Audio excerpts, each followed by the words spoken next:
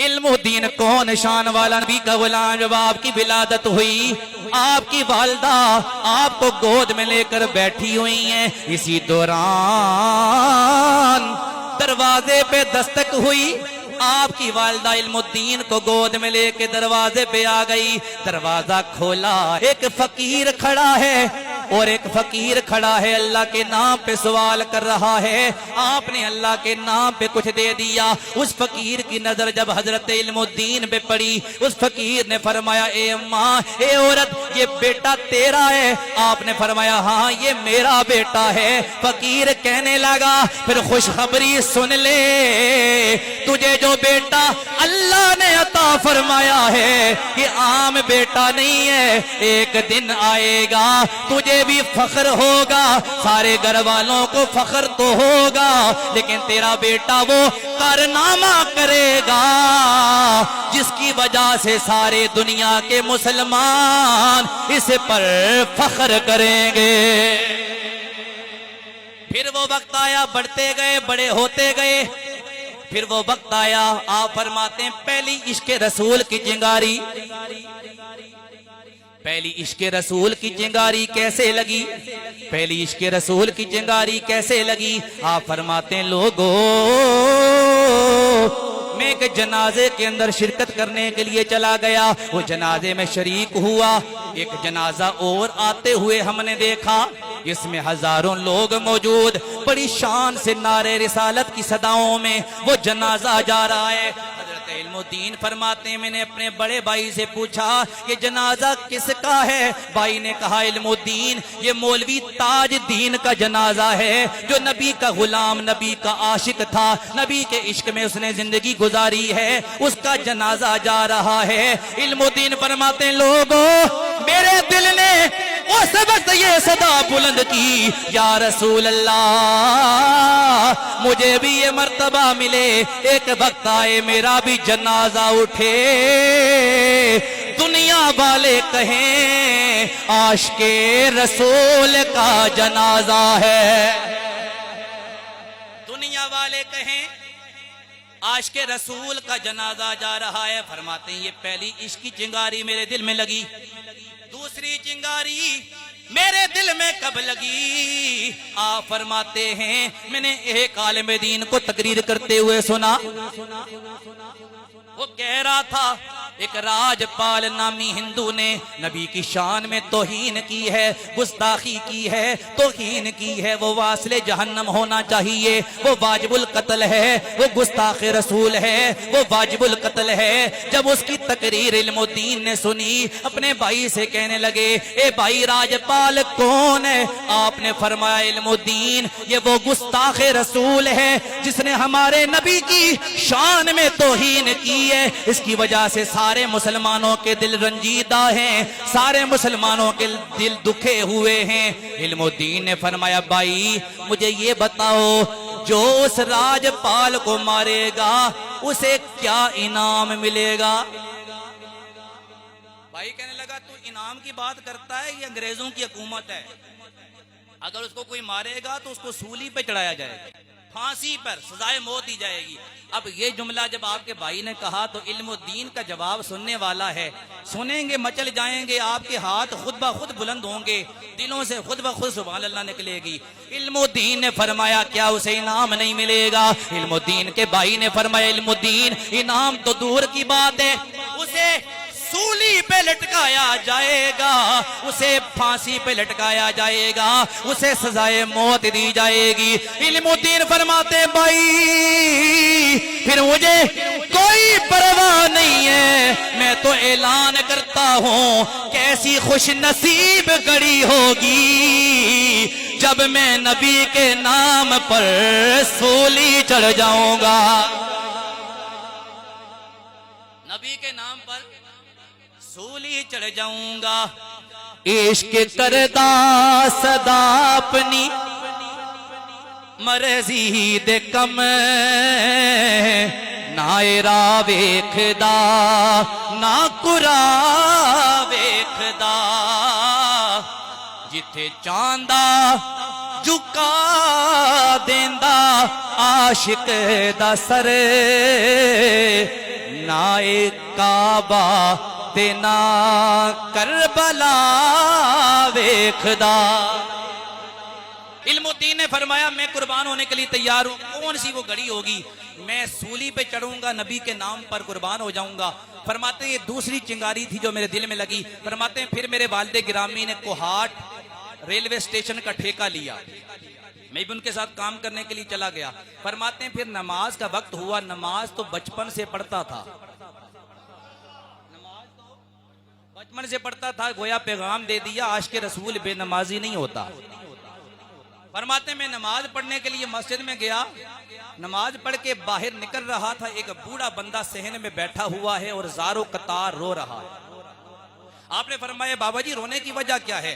तो बाबा कहने लगा तू पूछ के क्या करेगा? फरमाया शायद मैं आपका कोई मसला हल कर सकूं। बाबा कहने लगा तू कौन है, कहां से आया है? कहने लगे मैं लाहौर से आया हूं। कहां से आया हूं? लाहौर से आया हूं। तो कहने लगा फिर तुझे पता नहीं है रोने की वजह? तेरे लाहौर में एक पाल नामी हिंदू ने मेरे नबी की शान में तौहीन की है, रो इसलिए रहा हूं या अल्लाह काश बूढ़ा ना होता, तेरे नबी का बदला ले लेता, लेकिन बूढ़ा हूं जा नहीं सकता इसलिए रो रहा हूं।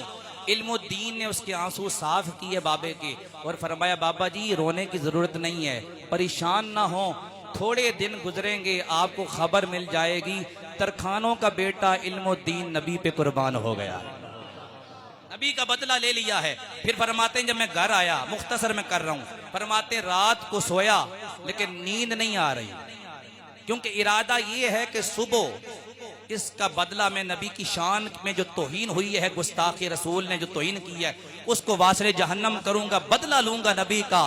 फरमाते हैं सुबह हुई, मैं अपनी माँ के पास गया, माँ से कहा माँ रोजाना 1 रुपया देती हो, आज 2 रुपए दो।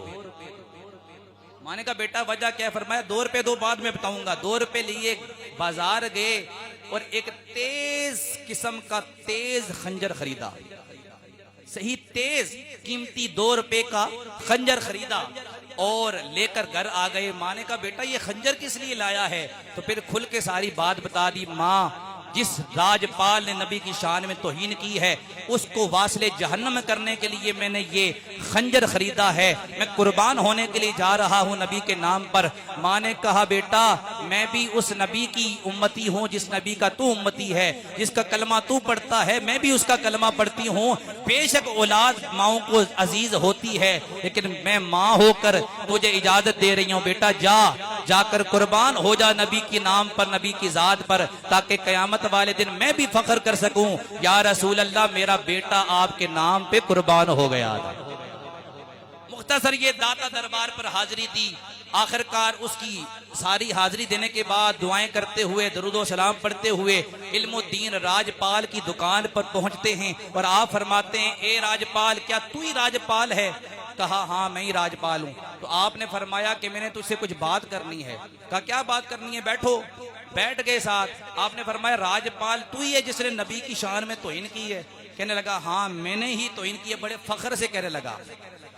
तो इल्मुद्दीन ने फरमाया अगर ये बात है तो तैयार हो जा, जिस नबी की तूने तौहीन की है उस नबी का गुलाम आ गया है, उस नबी का गुलाम आ गया है, बदला लेने के लिए आ गया है। इल्मुद्दीन ने खंजर निकाला, उसके जिस्म पर बेबस कर दिया, पेट में घुसा दिया, वो तड़पता हुआ जमीन पे गिरा, मर गया, वासले जहन्नम हो गया। उसके बंदे इल्मुद्दीन के पीछे दौड़े।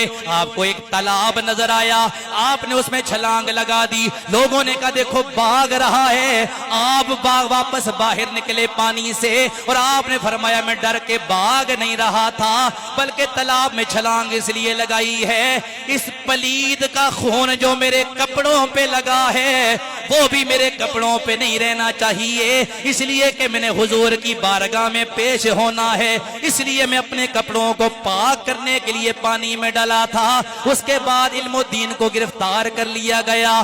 कायदे आजम मोहम्मद अली जिन्ना बानी पाकिस्तान, आपने इल्मुद्दीन इल्मुद्दीन का केस लड़ा और आपने फरमाया वैसे तो मैं फीस लेकर, मेरा उसूल है मैं फीस लेकर केस लड़ता हूं, लेकिन ये मेरे नबी की नामूस का केस है, इसका मैं 1 रुपया भी नहीं लूंगा, मुफ्त केस लड़ूंगा। इल्मुद्दीन के पास मोहम्मद अली जिन्ना आ गए। आपने फरमाया इल्मुद्दीन सिर्फ इतना काम कर, तू सिर्फ इतना कह दे मैंने जो काम किया है होशो हवास में नहीं किया, बेहोशी में कर दिया, नशे में कर दिया है।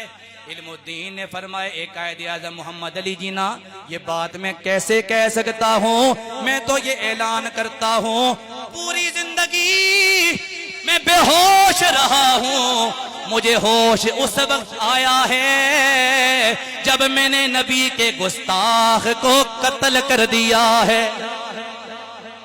मोहम्मद अली जिन्ना फरमाने लगे फिर तो ये केस मैं नहीं जीत सकता। आपने फरमाया मैं केस जीतने के लिए कह भी नहीं रहा, मैं केस हुजूर की बारगाह में जीत चुका हूँ, मेरी फतह हो चुकी है। ये था इल्मुद्दीन जिनके जनाजे में 6 लाख बंदा उस वक्त शरीक हुआ। अल्लामा इकबाल, कायदे आज़म मोहम्मद अली जिन्ना जैसे लोग शरीक हुए ना, उस वक्त कायदे आज़म मोहम्मद अली जिन्ना ने भी फरमाया, अल्लामा इकबाल ने भी फरमाया वो मशहूर जुमला जो पंजाबी में आप सुनते रहते हैं, असां ते गल्लां करते रह गए तरखाना दा मुंडा बाजी लै गया। असां ते गल्लां करते रह गए तरखाना दा मुंडा बाजी लै गया। गाजी इल्मुद्दीन हो या मुमताज हुसैन कादरी हो, मुरीद हुसैन हो, आमर चीमा हो या गाजी खालिद हो, ये वो सारे नबी के वो गुलाम हैं जिन्होंने नबी पर सब कुछ कुर्बान किया है। आज भी उनका नाम जिंदा है, ता कयामत जिंदा रहेगा।